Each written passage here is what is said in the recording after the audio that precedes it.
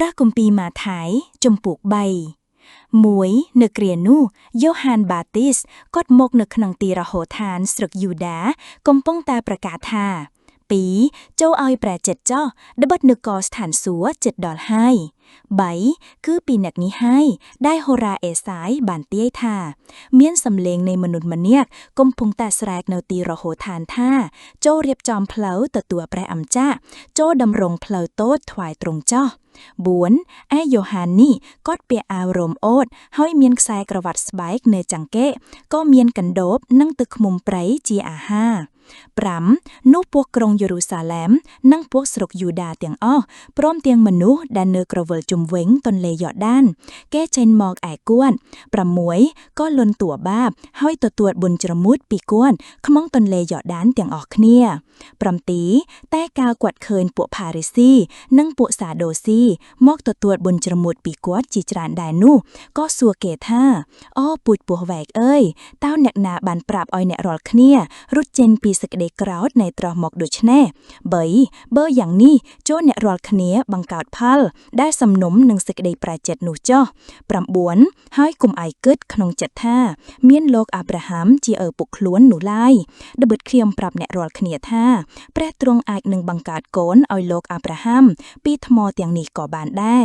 10ប៉ុន្តែឥឡូវនេះពូថៅបានដាក់នៅឬដើមឈើហើយដូច្នេះអស់ទាំងដើមណាដែលកាត់ផ្លែមិនល្អនោះត្រូវកាប់បោះចោលទៅក្នុងភ្លើង11ឯខ្ញុំពិតមែនជាធម៌បុណ្យជ្រមុជក៏អ្នករាល់គ្នាដោយទឹកពីព្រោះមានសេចក្តីប្រែចិត្តតែព្រះអង្គដែលយាងមកក្រោយខ្ញុំទ្រង់មានអំណាចលើសជាងខ្ញុំទៅទៀតខ្ញុំមិនគួរនឹងកាន់សុបនបាតទ្រង់ទេព្រះអង្គនោះនឹងធ្វើបុណ្យជ្រមុជឲ្យអ្នករាល់គ្នាដោយព្រះវិញ្ញាណបរិសុទ្ធហើយនឹងភ្លើងវិញ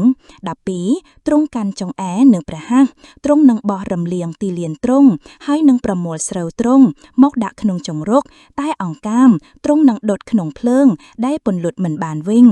13នោះព្រះយេស៊ូវទ្រង់យាងពីស្រុកកាលីឡាមកឯយ៉ូហានត្រង់ទន្លេយ៉ូដានដើម្បីនឹងទទួលបុណ្យជ្រមុជពីគាត់14តែយ៉ូហានប្រកែកថាដូចម្តេចបានជាទ្រង់យាងមកឯទូលបង្គំគឺទូលបង្គំដែលត្រូវទទួលបុណ្យជ្រមុជពីទ្រង់វិញទេតា15ព្រះយេស៊ូវមានព្រះបន្ទូលថា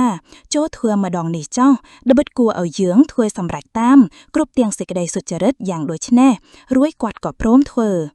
16កាលព្រះយេស៊ូវបានទទួលបុណ្យជ្រមុជហើយនោះទ្រង់យាងឡើងពីទឹកភ្លាមស្រាប់តែមេឃក៏របើកឡើងឲ្យទ្រង់ឃើញព្រះវិញ្ញាណនៃព្រះយាងចុះមកដូចជាសត្វព្រាបក៏សន្ធិដ្ឋលើទ្រង់17នោះមានឮសំឡេងចេញពីមេឃថានោះជាកូនស្ងួនផ្ងារបស់អញជាទីពេញចិត្តអញណាស់